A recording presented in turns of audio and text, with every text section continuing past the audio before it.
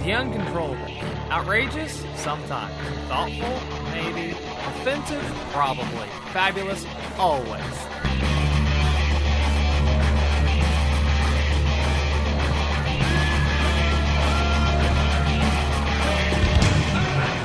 So before we get too much further into the episode 12 of The Uncontrollables, we have a message from a good friend of mine. You guys might have heard this in the last episode randomly pop up. I gave no warning about it, but it was there, and you guys should have enjoyed it, and here it is again. Hey guys, this is Rupert from Survivor, and you're listening to The Uncontrollables. Hey there, Rupert. How about you tell us a little bit about Rupert's kids? For the last 22 years, we've been running a mentoring program teaching young men and women how to have that sense of self-worth, that work ethic, how to get themselves out of the system, out of trouble, and make that legal living. Check it out, rupertskids.org. Is it true that the charity doesn't take any state, federal, or local government monies? We have never in 22 years taken a government dollar, no city, state, federal funding. We do not even take grant dollars. If people want to donate to us, it's because they want to give money to help their community. Rupert, what is pirate for donate? Is pirate for don't forget to donate. All right, so this week it's going to get a little chopped up. It's going to be a little weird. It might be a little hard to follow, but I had a lot of extra audio when we sat down with Travis Wyke and talked to him about some different things with military and this and that. We got some really weird discussions, and I got really offensive at some points in time. So this ought to be a really, really good show. It is episode 12, if I'm not mistaken, I think. I can't believe I've already made it to 12 episodes, but here it is. The intro is cut from last episode because I can't always get all these people back together to do these things. So I do what I can with the magic of a recorder and editing software. So thus far, enjoy the show. We're here with Josh Featherstone and Travis Week. Thanks, Mia. Week. And Weak Sauce. And so Mia, I'm going to... Mama Mia. Wish I had tits like hers. We're all sitting here in a diabetic coma right now from the slew of sugary awesome we just stuffed our damn faces with. So we're gonna talk to Travis a little bit about what it's like to be a libertarian and be a welfare military member, and then maybe a little bit more about I'll let him give a little spiel about one of the charity he works with, and I'm all about charity. I don't agree with this charity, the premise of the charity, or what it's doing, and how it's a waste of money. But we'll get into that here in a minute. So, Travis, you're a medic and a field medic in the Army National Guard, and you work at Camp Atterbury, and you're a contractor, and you're all kinds of other government stuff. What's it like being for limited government, small government, and everything else, but then being military? And go ahead and answer that question first, and I got some more to go after that. I think I'm okay with it. We talked about cognitive dissonance. I have less problem being National Guard than I would if I was active duty. I think I have less cognitive dissonance there. I've found sort of a balance in that because the National Guard is the state. It's the state military. It's the state militia to a point. We respond to the federal government if needed, but our first oath is to the Constitution of the state, and then to the Constitution of the U.S. So I sort of feel that it's okay for me to do that. But at the same time, like I said, I'm a medic, so it's less. Well, it's more about saving people. It's not necessarily even about what your job title is. I mean, right? It's you're taking money from taxpayers for a living to do your job. Yes. And you're given almost a special authority, and you're treated like a hero, and you get this great medical care, and you're a paid hired thug. You're the medic to the paid hired thugs, but still, nonetheless, you are. I mean, I can see that. How can you honestly look at yourself and go, okay, I'm doing all this, and I'm part of a system that I don't necessarily agree with as a libertarian, but I'm still part of. Is there?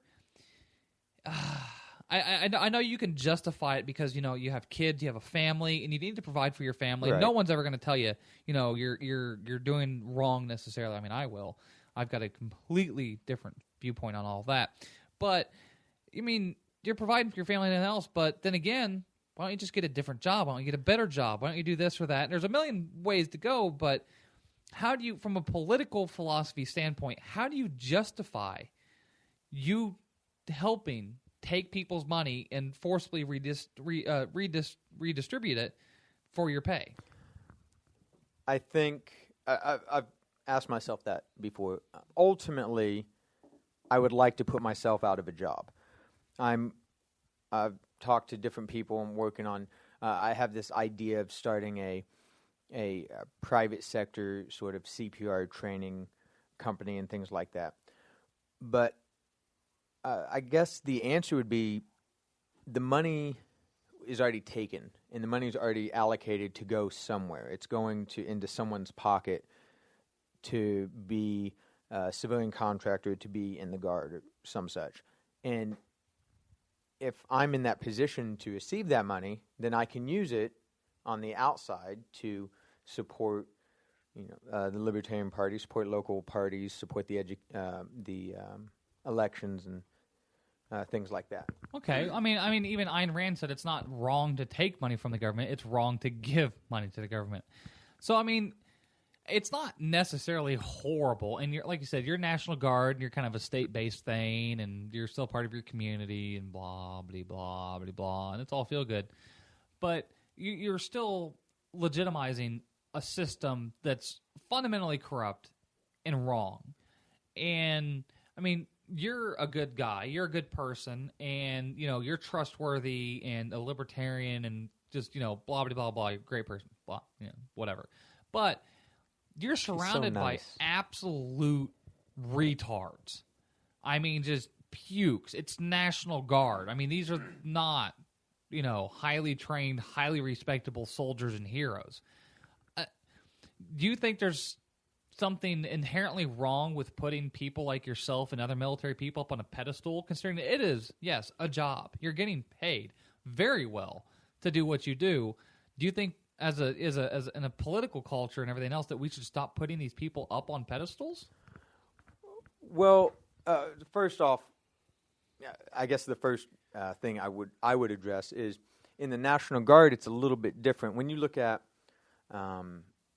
the medical, and especially in the medical profession, our medical officers. This may be a job, but most of them have private practices and actually lose money to come to military functions. So they're almost donating their time to provide for the units and things like that. So I look at that more of a selfless sacrifice to, help the organization. But do I think that everyone who wears a uniform needs to be considered a hero? Absolutely not. When I tell people I deployed, I make sure I point out that I wasn't doing any of the. I was in danger, but I was in no imminent danger, like the guys out on the convoys. There was no immediate threat. Well, we got mortared a lot, but yes, I had more threat of getting a Charlie horse from sitting in my recliner, or getting indigestion from eating too many buffalo wings, than I had of someone. So purposefully trying to kill me. You're actually a human being that doesn't sit there and go, "Oh my God, I was deployed and I'm hardcore and you should worship me." Absolutely, now, I don't act like that. I go out of my way to not put on those airs. Noted. So we were talking about the difference in the people and what it's like, what happens to people in the military, and everyone wants to put them up on these pedestals and make them heroes and blah blah blah blah blah, but they don't understand. Like, I remember when I first got in the military, and I was active duty security forces. I was at a nuke base, so it was a little bit more of an active job, and we shared a flight line with the Albuquerque International Airport. So I guess my experience was a little bit more active per se. We did a lot more, and I did some gate duty. And we had a very active base, so my experience is maybe a little bit more heightened per se than some other security forces members, depending on what base you're at or what's at your base. But I remember getting out, and talking the exact same way I did in the military, and people were like literally looking at me like they're going to call people in white coats to come take me away. Oh yeah, or they're going to call the cops or something. It's a different, not just a different language. It's a different way of thinking and processing information and outputting. Because for 2 years, everything you said and everything you did was pretty much cookie cutter with everybody else. Well, yeah, and well, that's and not real world. That's the difference between active duty and National Guard. Is 28 days a month. We live in the real world. We understand America better and our communities better than active duty military because they're cut off. And you when you're National Guard stuff, you actually come back to your community versus I was in Albuquerque, New Mexico. But it's the mindset is that literally what I thought about every single day was killing people. How to kill them better, how well this gun could kill somebody, and that was my job. Yes. We were told if someone crosses that red line without permission, you kill them. When we had missions, when we were moving things, somebody shows up, you don't know who they are, and they don't respond to any radio calls, you shoot them, you kill them, they're dead. That's it. No questions asked, nothing. Just kill. Kill, kill, kill, kill. And that's really something kind of hard to break, that train of thought. When you do something for most people serve their 4 6-year term. I didn't. But for me, for 2.5 years, it's crazy. Like we went to go get. I don't know if I've told this story before or not, but it's always worth saying again. Is I went to get on a C-130 not too long after I got to my base, and we were going to do. It was right after Katrina happened, like right after it happened, and we hopped on a C-130, 18 of us, armed to the teeth, obviously, and we thought we were going to go to New Orleans and do security and be deployed. Security forces, active duty Air Force, be deployed on the streets of New Orleans. And we were told to tell someone to halt, after curfew. If they didn't halt after the first command, we were to shoot. Just kill people on American soil. Right. We were excited. We were very excited about finally getting able to shoot, kill, murder. Because these were it's that mindset. It's that mindset again that if these people were doing what they were told, I wouldn't have to do what I'm told. And again, it's a different mindset. Your whole job was kill, kill, kill. Our missions down there, and I wasn't, like I said, at Katrina, but with humanitarian missions, rescue missions, and National Guard, it's more support the community, help build up the community. We have a completely different mission. Even the infantry guys have a different mission in the National Guard than do the active duty. That's generally why we have the National Guard instead of active duty units come to America, go to different places in America, because you would have to really augment the training and undo the training to get the desired result, which is maintain the peace. But National Guard kind of understand that, I guess, from my perspective. Yeah, I mean, I most National Guard people I know and all the units I've been around and talked to, I despise National Guard. I think they're absolutely worthless pukes.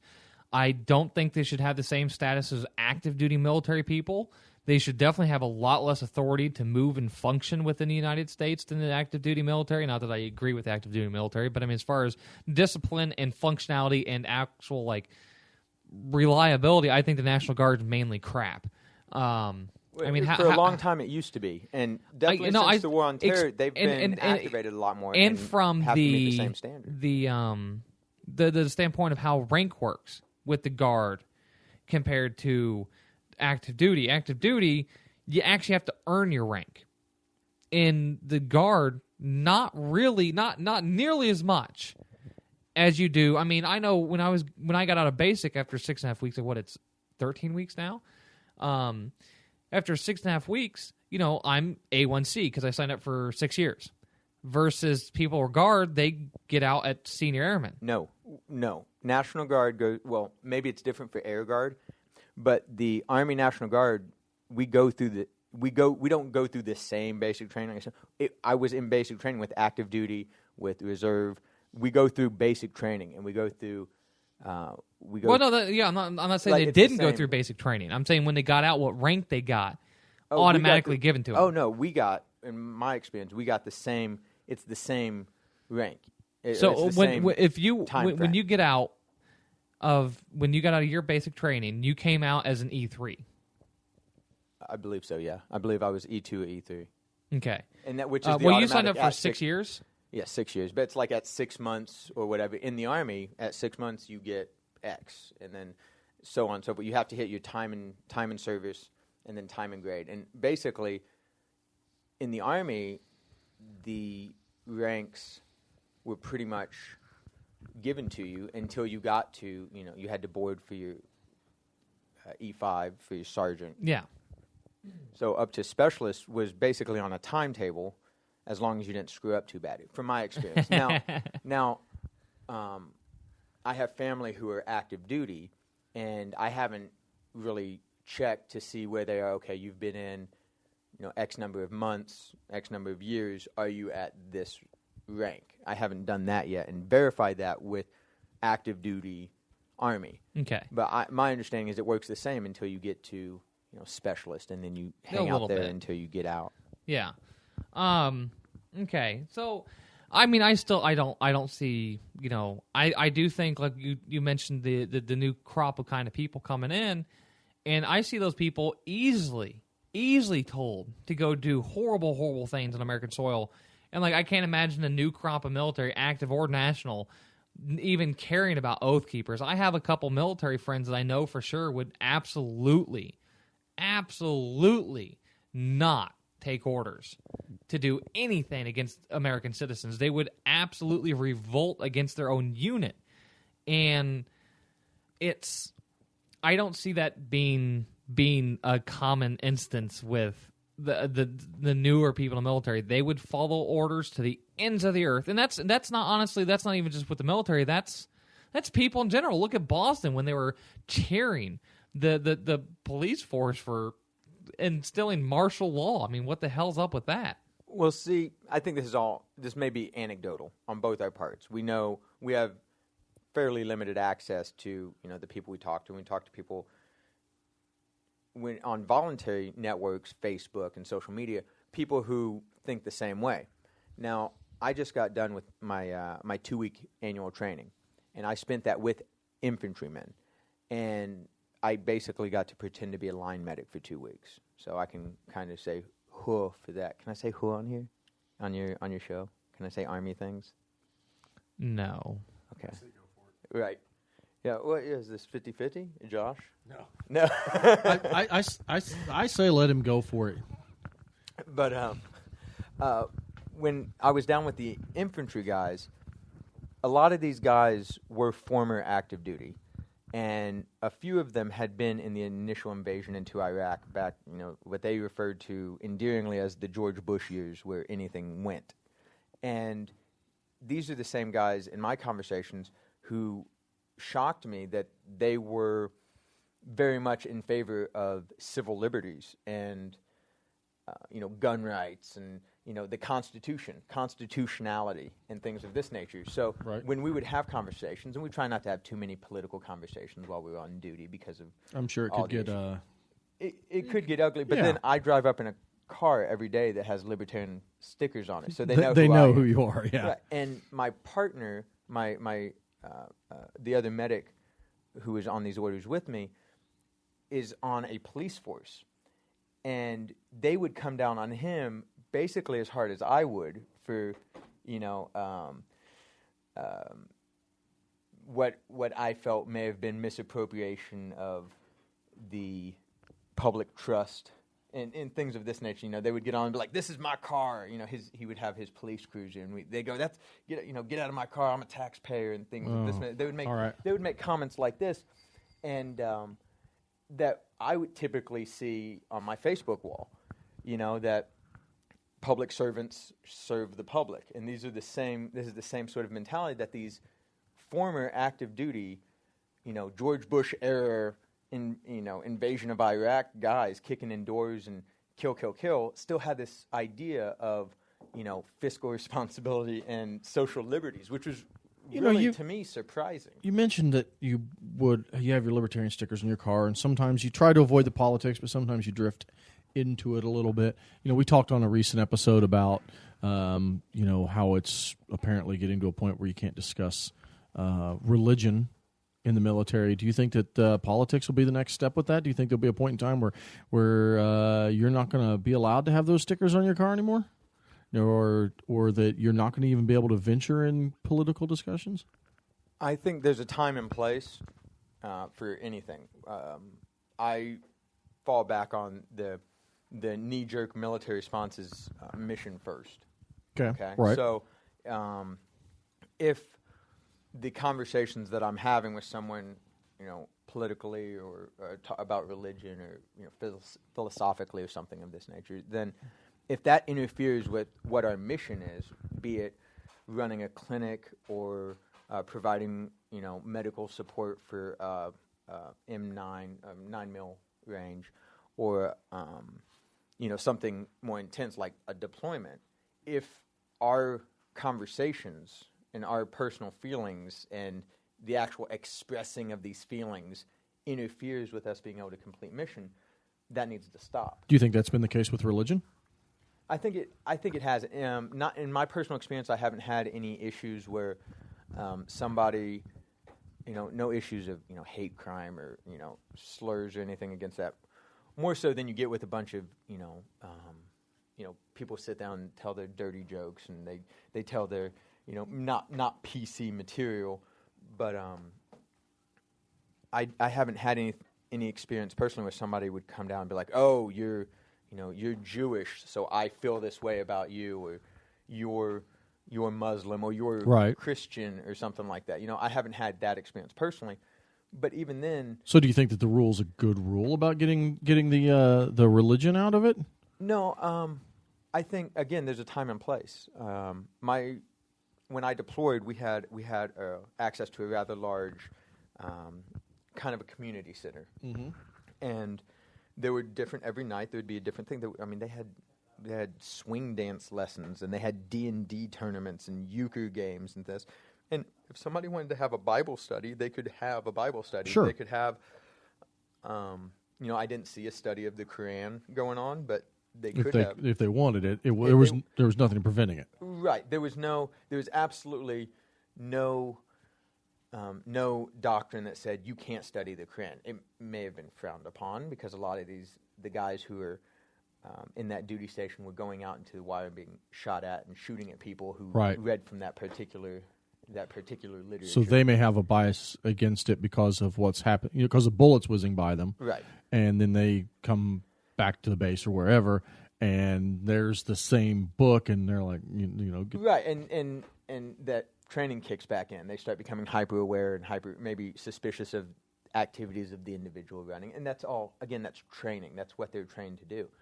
Whereas, you could have, if you wanted to have a yoga class or a Buddhist meditation or something, you could do that as long as it didn't interfere with the overall mission. And so, if it wasn't seen to be, what's what I'm looking for, subversive. If it wasn't a subversive act, then there was no issue with it. And there are some people who would say, well, if you're studying the Quran on a military base in Iraq, that could be viewed as subversive. Well, that would be a matter of interpretation, I guess. Because I've met guys who did experience very dangerous things, and they did think, I know one of Saddam Hussein's medics after they found him, after they pulled him out of the spider hole, and this was a guy that spent time taking care of Saddam Hussein before he went and did his thing. I also, I've never met, but I'm familiar with a medic, a local Hoosier medic who was killed by a sniper, shot in the neck. And it's knowing the people who knew him and understanding his story. I look at those people, if not as heroes, at least with a little bit more reverence than the people like me and who I deployed with directly, who ran a clinic, and we ate at. There was a Burger King and a Pizza Hut across the street from us, literally across the street on base. We weren't roughing it. Okay, well, I mean, do you think, because a lot of people say, even libertarians say, the government, there's, the military still need a proper role and function of the government. Do you think what you do as far as the National Guard's primary duty, not with the whole illegal war, being deployed shit, do you think that would easily be done by civilian organizations? Do you think that the role of the National Guard's military functions from the National Guard standpoint, not the overall being overtaken by active duty type military? Right. Do you think it could, small towns and cities and even big cities could handle all that shit on their own? I do. I dislike the idea of FEMA and things like that. When it comes to an emergency response, I think a city maybe should have a plan, but I think they should work in conjunction with civilian companies. I think there could be civilian emergency response systems. When it comes to National Guard, and there's also even a step beyond that, there's what we call Indiana Guard Reserve, which are really, they belong to the state. That is really your militia. I think they're just generally, you can find called state militias or state reserve forces or something like that. They are purely a state element on a volunteer basis, and those are even more the Minutemen of the days of war than the National Guard are. I like that the National Guard, we don't live in the culture like active duty does, where we could deploy at any moment.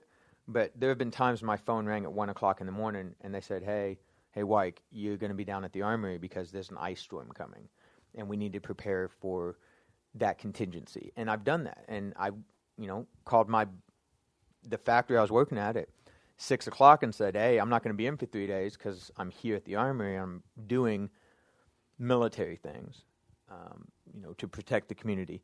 I think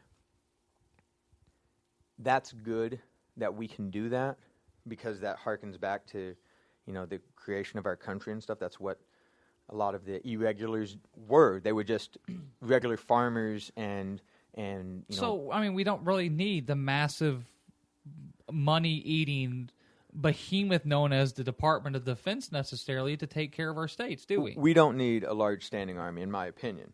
Well, it's not even necessarily the army. With the National Guard, they do all the other stuff they do with the emergency response and everything else. I mean, Josh, do you see that do you think it's feasible to replace the National Guard with civilian agencies and people taking care of them damn selves?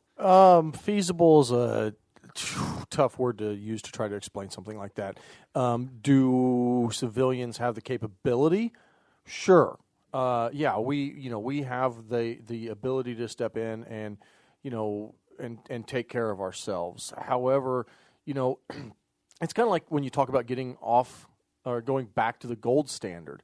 At some point in time, you become so far removed from it that there's other complications in going from it. And that's what, when trying to get civilians to say, okay, we don't need the National Guard to do this anymore, we can take care of ourselves. We are so far away from the day where we would have done that it's not like we're in a situation where we could flip a switch and say, hey, guess what? Tomorrow we're doing this. This is something that would take, I'm not even talking just a couple years. This is something that would take a decade, 15 years to implement. Or potentially generations to get rolled out because... Why? Okay, they've been stealing money and resources and basically letting people be apathetic. Why should we care? Why, as libertarians, should we give two shits that people have spent so much time not preparing? And you guys took a little tour of my where I grew up here and saw that we've built most of this house ourselves by our own bare hands with no formal training. I mean, my dad worked in business. He wore suits most of his life, and so did my mom there. And we did all this stuff on our own just for basically because we wanted to. So why should we have to pay taxes and suffer and wait for everybody else to get up to where we are because they were willfully lazy? Why should I care? Why should libertarians get? That's you break the non-aggression principle by forcing money out of my hand and other people's because they're lazy. I tell you what, and part of this, what I'm going to say is playing devil's advocate. I don't necessarily believe everything I'm getting ready to say, but I need as a response from the other side. I really don't give a shit about the other side, but go ahead. Here's what's going on. We don't live in the world anymore where everybody builds their own home and farms their own animals and literally takes care of survival at every level themselves. We as a society have said it's more important to us to allow some of these tasks to be taken care of by others. I can therefore focus more specifically on a specific task that maybe I'm good with, and also now I've built in a different style of quality of life than I used to have, even though we're working more today than we ever have. And that's part of it. Is it's not that the people are being lazy, it's that they're more focusing on a specific area of expertise. Now, you took that away from the original context of where I was. Is not saying that you have to do everything yourself. I'm not saying that, you can hire people to install light switches, to install 80 doors in your house, to add on additions. You can hire people. I'm talking about, I have solar panels and battery backup in case power goes out. I have a greenhouse, and I grow some of my own food. And I check the food. I make sure the food's safe. I cook the food, make sure everything's good. I'm not saying everyone has to do everything themselves, but it's, when do people stop caring about taking care of themselves? You hire somebody. You have to actively hire somebody. And this goes, with the FDA and everything else. I don't trust everything I get in the grocery store. I don't know who picked it. There's always all these scares and all this dirt and nasty and everything else. But it's where we've allowed the government with, like, the National Guard and emergency responses. My neighborhood here that I grew up in, something happened here. Like, there's times where tornadoes would come through here, and there's trees on houses. We would all come out together, and we don't have cookouts and shit together. We're not like some sitcom where everybody really knows each other. We're just like, hey, there's a tree on my neighbor's house. Maybe we should help him get off that and get a tarp on the roof. Maybe we should walk around and make sure all of our neighbors are okay. We haven't seen him in 2 days. Let's maybe go knock on his door.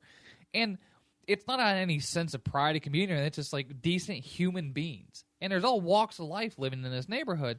And it's why can't we just cut the cord? Why can't we just cut out the government and say, that's what the main question is, why do I have to care about people that don't even care about themselves, that have taken, instead of paying, like when I worked for Airtron Heating and Cooling, we would charge somebody like $300 to put in a thermostat.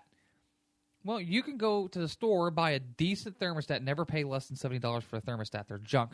And go get a $70 thermostat, read the instructions, look at what you got, and very simply follow the very nicely laid out instruction booklet, install it yourself. You got like $75 in it. I've done exactly that. I have, I'm one of these people. I'm not a handy guy. I'm not a person, and it's weird. I'm the exception in my family. Every single guy in my family builds things and fixes things and repairs things and tweaks things, and I've never been that guy. But at the same time, thermostat goes in and out of my house. I'm not the person that can just put it on without looking at the instructions, but for God's sake, I can follow some instructions and make it happen. You got shitty at me because the control board went out in my furnace.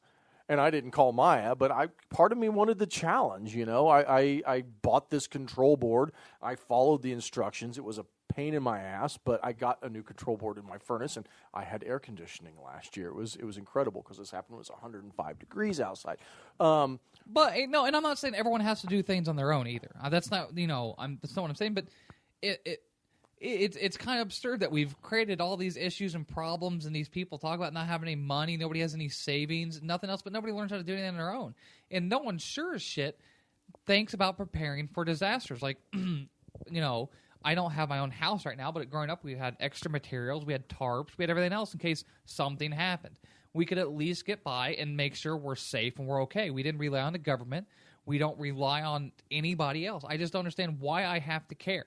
Why do I want to stair-step things down for all those poor other people so they can stair-step down and become more self-sufficient or self-reliant and, held to their own the consequences of their own actions or inactions? Why do we have to stair-step it? As a libertarian, coming from the libertarian perspective, why do we have to care? Because not caring is not breaking the NAP. Well, I don't think you have to. I don't think you have to care.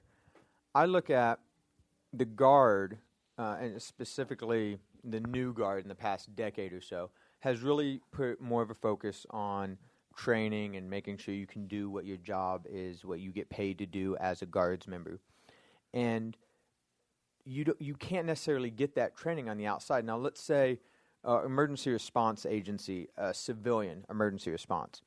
Their job, I think, would be like a security firm.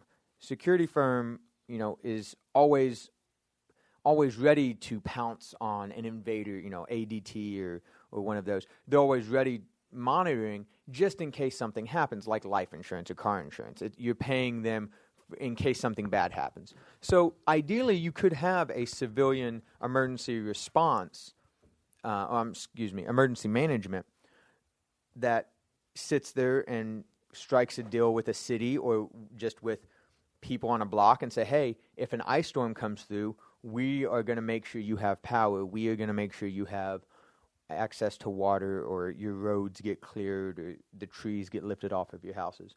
So the free market can provide that, and there are places that do it. I think Lilly and other factories and things like that, they have their own emergency management in-house. So they have that the situations exist for that. But then you have everyone likes to talk about the little old ladies that can't, lift up a gallon of milk. Who's going to help them? Ideally, their neighbors would come knock on the door and say, hey, have you fallen? Do you need help? Do you need me to salt your driveway or something like that? And we should. But you don't have to care, really. The Guard gives people the opportunity to be trained, to get that with stolen money. With stolen, that's the point. With stolen money, it is with taxes. Stolen yes, land. It is absolutely. And then they're given authority during times of emergency. They're given they'll run right over locals trying to do something, and I don't always agree that that's the right way to do it. And then again, people do need to take responsibility for themselves. If you live by a river and your house floods, FEMA shouldn't have to write you a check. You live in a house by a river. You should. The only know way that. FEMA should ever have to write you a check is if the government did something stupid to screw up the flow of the river and it flooded because of them. I agree with that. Right, but that's the same thing. Is if there's a specific. I go back to the ice storm. It happened fairly recently. I think it was 2010 or 11. We had, and in that ice storm, if you're out driving, or let's say Hurricane Sandy comes in, okay, and they had to evacuate the East Coast. And I would like to see where the city comes in and says, look, everybody needs to evacuate, okay? We're telling you now, as the city, we're going to evacuate and shut off services from this block to the coast. And if you choose to stay, well, you're an adult, you chose to stay. But if your house floods and you're sitting on your roof and you want the National Guard to fly in or rowboat in and save your ass, we're going to bill you for that. I would like to see that. Well, until it stops being taxpayer funded, I'd like to see billing. Well, no, okay. No bills as long as it's still taxpayer funded. No, I think you should be able to opt out of an evacuation. If they come in but you're still paying taxes. So it doesn't matter if you opt out of the evacuation or not. You're still paying taxes, and the National Guard is still being funded by your money, period, by your tax monies. So they have to come and save you no matter what because you've been paying them the entire time you've had a job. Okay. See where I'm coming from? No, I do. I mean, your paycheck that comes goes into from the Indiana state tax, or goes to state tax goes towards taxes or theft. God damn it. Well, that's a reason that there's a growing second economy. That's kind of something just to think about. Is people talk about, like Josh played devil's advocate there, and stair-stepping things down. And what about all the people on government assistance? What about all this? Just think. Why should we care? Why should we suffer longer and slowly stair-step and maybe not get all the way down to the point we need to be so we'll bounce back up even quicker? But why should we care about all these other people in their lifelong mistakes and, generation after generation slowly giving less and less shits about their own life and, health and everything else? Why do we have to care so hard about these people? Which will kind of bring us on to the next point of the Service Members Funeral Relief Fund, right? Or the SMFRF, Smurf. And there's Smurf. Yeah, just Smurf. SMFRF. It does look like Smurf. Smurf. Yes. But yet the Service Members Funeral Relief Fund. Okay, give me a very quick synopsis of what that is. It is a nonprofit organization started by me and one of the guys I deployed with when his dad was a World War II vet. And when he died, when the elder died, his survivors had to cover the cost. So his son, who was just about 30, he was getting ready to go on his second deployment. He had to sell basically everything he owned to help cover his father's funeral and burial costs so that his mom, who was elderly, so she wouldn't go into debt. And he realized while deployed that there are other people who go through this problem. I guess the common thought is that you were in the military, the VA is just going to pay to bury you. And that's not true at all. That's a very common misconception. So we, together over the past year, helped establish the Service Members Funeral Relief Fund with the goal of paying up to $2,000 to a military retiree or combat vet to help pay for their burial or funeral costs. Not to pay for fully fund it, but to alleviate some of the stress so that the survivors can deal with other things like the fact that they just lost somebody. I'm going to hand this over to we're playing musical mics here, so I'm going to let Josh kind of run with this for a minute, and then I'm going to tear apart your entire relief fund thingy and what you're doing. Oh, that's. I didn't know that you were. I didn't know you were involved in this, and this is something that very recently I've had some. Not intimate experience with, but I just had someone that I work with who lost their mother, and this isn't military related, but Right. very similar circumstances. Thought that they were perhaps set up to take care of final expenses. Right. Began going to funeral homes, cemeteries, looking at plot costs, Right. casket Death costs, care industry. yes, all that kind of stuff, and realized that they didn't have anything near what they needed to take care of this. And it was, she came into work and she was just at a loss. She's like, my mother's body's literally sitting in a cooler in the hospital Because we can't afford to bury her. because we don't know what to do with her Right. now. And honestly, it's very interesting you started this because this is a problem that I hadn't thought much about. I knew that final expenses cost much. I have a halfway decent paying job. I've got great insurance. I've got great life insurance. I've taken care of that for these reasons. But there's a lot of people out there that haven't, and these people even thought that they had. Now their mom and dad, they didn't. They were quote unquote simple people. They spent their lives running a farmer's market. Right. They were very involved in their community and stuff like that. So this is very interesting to me because the first thing I thought when she was going through this was, I'd like to help people like this. And the thought of, reaching out and finding out what kind of not-for-profits were out there or potentially even starting my own just for this reason really has been on my mind just the last couple of days. So this whole topic is extremely interesting to me. What else other than your group, what other organizations are out there doing stuff like this? Really, as far as I know, there may be some that I don't know about. And obviously, but you're more really, military specific. And it is very niche.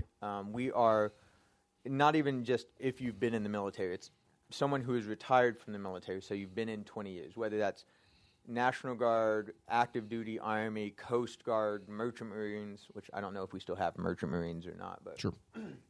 But if you have retired, or if you're a combat vet, which the past decade has created a lot of those individuals, and that's where we looked at, if you're under honorable status.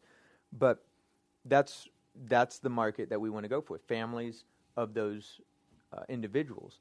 And we're not trying to pay to have them buried or interred or cremated or whatnot, but we want to help relieve Sure. that pressure. Just take some of that stress Right, off. because the costs are expensive. If you started They trying are. to cover all the costs, Right. then the number of people you're going to be able to assist is going to be cut drastically. You're Right. hardly going to be able to help anyone at all. Right, and really, I found a figure online that says the average funeral runs $7,000 to $10,000, but that's basically a pine box Right. with a wooden cross on as a Well, I know headstone. that this isn't your the lady that I'm talking about. They didn't have funeral plots, Right. and they got looking around, and she has I'm not positive.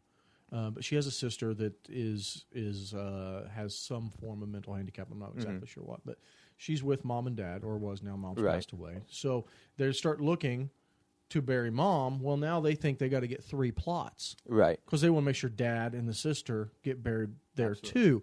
So now they start talking about, go walking into cemeteries and start getting figures like $3,000 a plot thrown at them. Right. Now they're $10,000 in and they haven't walked in a funeral home yet. They haven't talked to the first funeral home that they walked into, and I don't know if it was the right choice. I don't know if I don't know much about it, but the first funeral home they walked into just completely floored them because it was $25,000 and up. Yeah, absolutely. I have a friend who used to work in the death care industry, and his job was to pre-sell cemetery plots and pre-sell future planning, and he would go in and get all those costs covered on like an installment plan for the next 30 years, basically life or death insurance, basically. Mm-hmm. And so I have an idea of what these costs run, and it could be obscene, and it's really expensive to die, honestly. And there's a lot of money to be made by those people because, you want to have a good casket, or you want to have the prime real estate plot, or even if you get cremated, you want to have that special urn, and we'll do the things. But it's a very expensive process, and if you don't plan ahead for it, even life insurance won't necessarily cover it. My life insurance plan, if I died right now, could pay off my house, but I can't guarantee much after that. Mm-hmm. And that's my responsibility. I can take care of myself and get a bigger plan. But you're why couldn't you do something like a dead service member's family relief fund where a service member got his legs blown off and he can barely work, and you help out families with that, or maybe help him with job placement, help him with physical therapy. And they do even if the military's covering a lot of that stuff, but why doesn't cover a lot of that? That's no, the problem. I mean they cover some of it. But they may cover physical therapy, and they may help you, buy new legs, but bare minimum. Well, here's the thing, which is sad because I think if a soldier, honestly, and as much as I hate the military and that, if you're overseas and you get your legs blown off, they ought to pay for the absolute best treatment possible. Fun fact, when the war first started and guys started getting hit with IEDs and losing limbs, and we have huge numbers of amputees now because of this, the DOD started recouping soldiers' sign-up bonuses because they couldn't fulfill their contracts after they got their legs blown off. This was a huge, huge thing. 4, 5, 6 years ago, it was obscene, and it did happen to people who were like, "Oh, well, we are medically discharging you from the military because, well, you have no legs anymore. By the way, you didn't fulfill your 4, 6, and that's what's sad is, and I'm going to say something. It's not like that anymore. They did change that. The DOD pulled their head out of their houses. No, they're still shitty. I have a friend. Congress pulled their head out of their I have a friend that was in the Air Force, and I dated her for a while, and she's a very wonderful woman. I know she never listens to this, so she'll never hear this, and I'd still love the living shit out of her. But she had a knee problem where her knee was just shot and went and did a surgery. They didn't do a very good job, so she had to have another surgery. Didn't do a very good job there either. Then they gave her a third surgery, and she's still active duty and shit. And they sent her to a base overseas and everything else. And it's like, why are you? And then they were talking. She was looking at maybe getting medically discharged so her knee doesn't further deteriorate. Right. And they were looking at giving her like 20% medical discharge, and it's like 20%. You ruined this poor girl's knee. She's in her early 20s still. Right. And it's like when she's hitting mid 30s and 40s, she's going to have more surgeries the rest of her life. She might have to have a knee replacement. They're looking at screwing people, but I know people that have quote unquote the PTSD, which for me personally doesn't exist. I would disagree, but maybe that's a matter of scientific fact. Yeah, well, they once were calling who I am a mental disorder. So I'm going to go ahead and say that things like PTSD are being transgender. They were calling a mental disorder. Good correction, because let's be completely frank here. You are a mental disorder. I have a lot of other problems, but my being transgender is not a disorder.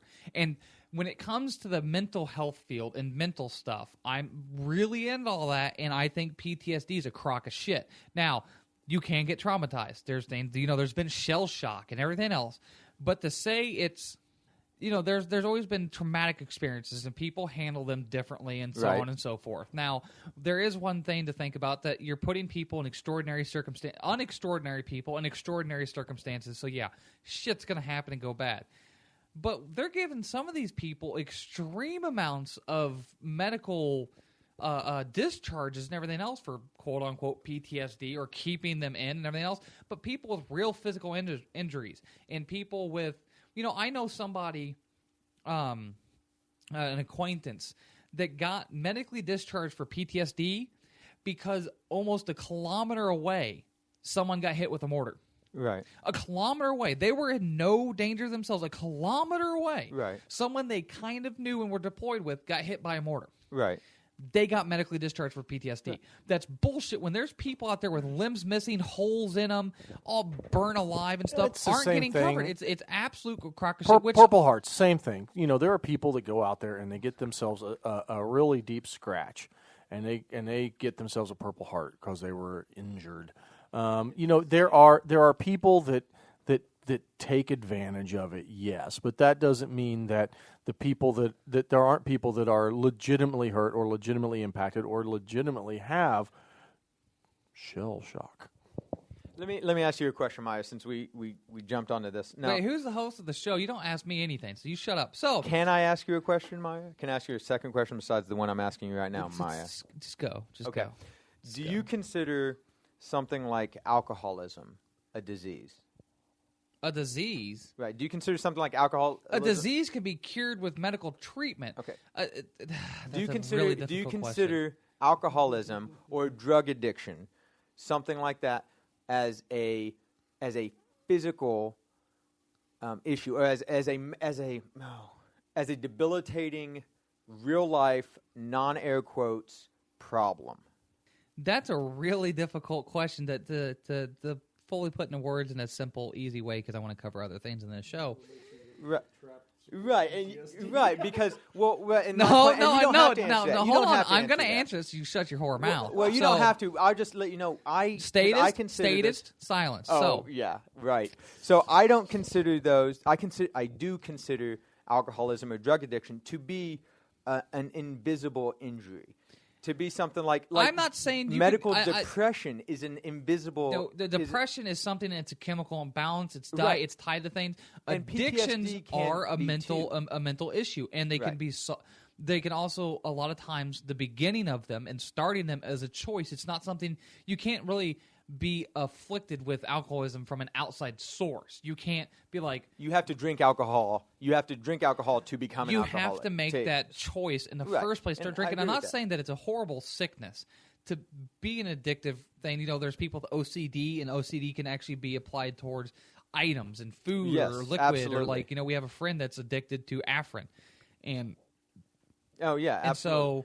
so it's that there's a be lot like- with it. So, but with PTSD, trauma is one thing, but I think it's PTSD. I don't think is as big or as real as everyone thinks it is, because there's people that are in car accidents, people in shootouts, and everything else, and somehow it's just the soldiers that are getting all That this is crazy. not true. That is crazy no. shit happens You are absolutely everywhere. wrong. You are misinformed. So you're saying there are rape victims who have PTSD and can't be around an individual who looks like, smells like, or sounds like Right, the and so attacker. There are people who have been in holdups, in bank robberies, armed robberies, who Yes. have PTSD, who And I can't get go that. to the bank again. Now- I have a friend who was in the tour before me. She's a medic. She was called to a porta-john for a patient, and she believes, the guy's having intestinal issues. Opens it up, and the guy has killed himself. They didn't bother to tell her that he had graphically ended his own life. She opens it up with no. But when it comes to the military, stilling that up. So yes, she happened to be a soldier, but she was an EMT. She opens the door and is traumatized and couldn't walk back past a blue porta-john for years. Now because that's something. No, that's PTSD. That's something crazy. But that is the post-traumatic point I'm stress making disorder. is she had a the, traumatic hold on. event. Military, you're trained, right? You're trained for You are combat. not You're trained for this. No, You are hold on, not trained for hold on. that. You can't train for everything.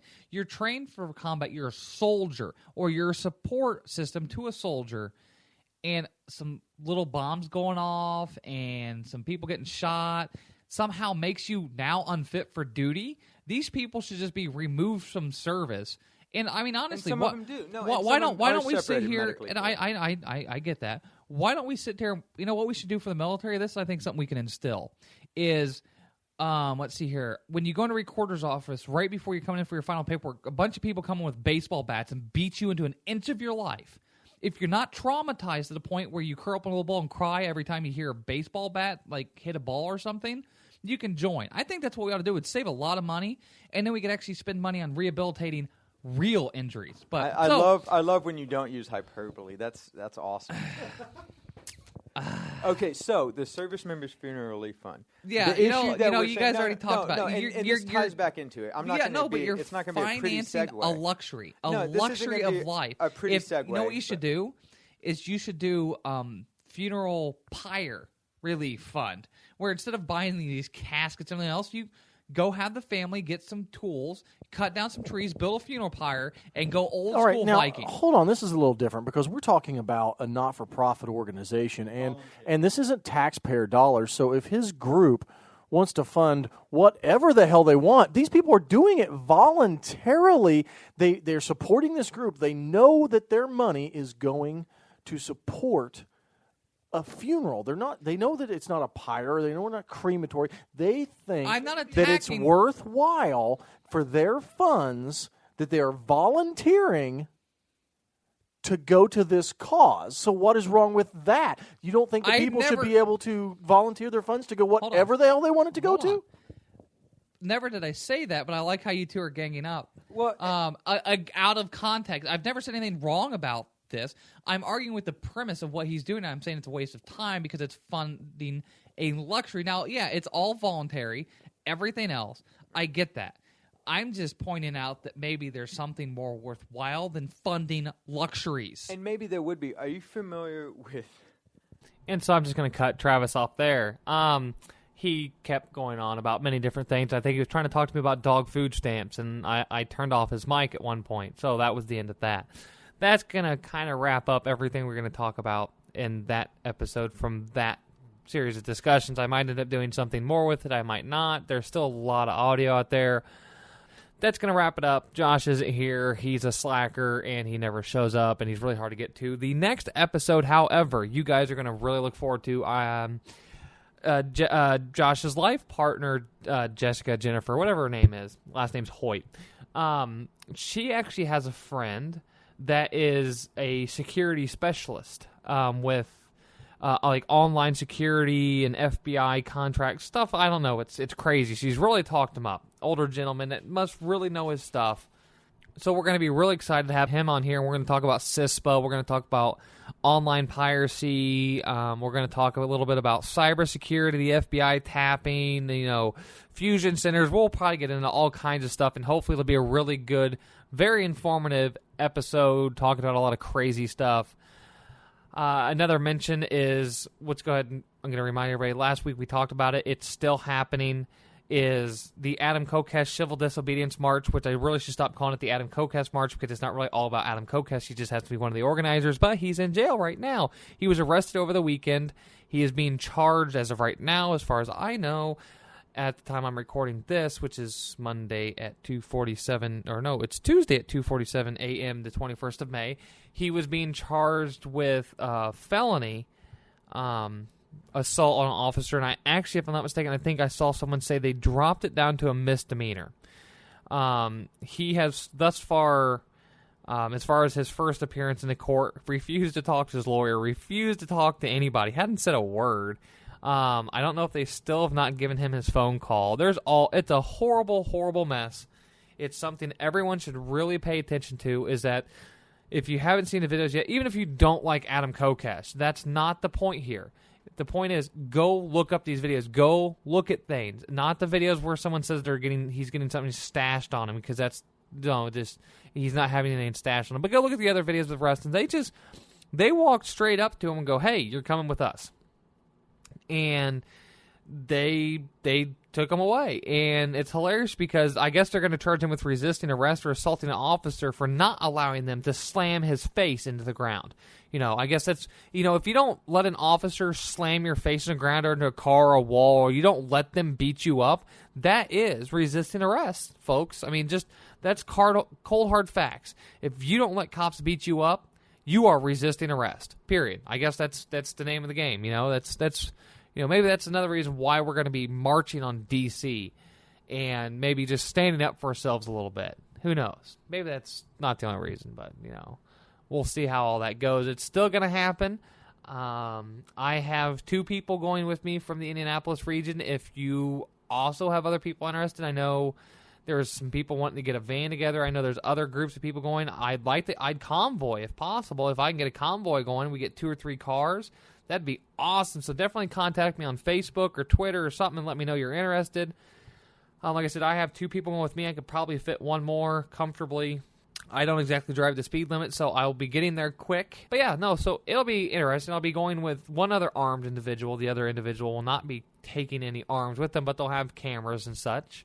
So yeah, that'll be really, really interesting. If you want to, if you feel bad for not having, gone yourself, you're not getting ready to go yourself, and you want to send me some money to pay for gas and things like that, some expenses, that would be really swell of you. You would be helping another activist do what you can't do at the moment. Just think about that. You say you would go if you could. Well, if you have a little spare change, send it my way. Remember, my PayPal's AFBound. It's Alpha, Foxtrot, Bravo, Oscar, Uniform, November, Delta, 905 at yahoo.com. So yeah, if you want to do that, or if, like I said, if you know anybody that wants to go, if you want to donate your GoPro camera or another sturdy action camera that can live stream to me, that would be awesome as well. I need one of those so I don't have to take my brand new awesome HTC One phone. So there's a lot of things. I also wanted, so that's really it for this week. Like I said, next week's going to be CISPA and internet stuff and piracy and yeah, it'll be fun. So tune in.